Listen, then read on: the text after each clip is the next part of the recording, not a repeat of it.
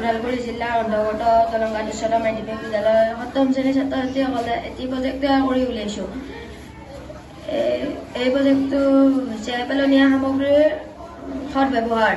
আমাৰ টিমটোৰ নাম হৈছে নীলগিৰি টিম। আমাৰ টিমটোত মুঠ 5 গৰাকী ছাত্ৰ ছাত্ৰী আছে। মই চন্দনজ্যোতি নাথ,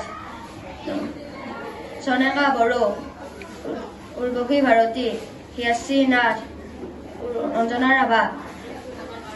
আমি কিছুমান সামগ্ৰী পেলাই নিদিয়াকৈ তাৰ পৰাও আমি কিছুমান নতুন বস্তু তৈয়াৰ কৰিব পাৰোঁ। তেনেকুৱা কিছুমান কৰ্মই আমাক সৃষ্টিশীলতাৰ প্ৰকোপ পেলাই প্ৰেৰণা যোগায়। ফলস্বৰূপে আমাৰ আজৰি সময়ৰো সৎ প্ৰয়োগ হয় আৰু তৈয়াৰ কৰা সামগ্ৰীসমূহে আনন্দৰ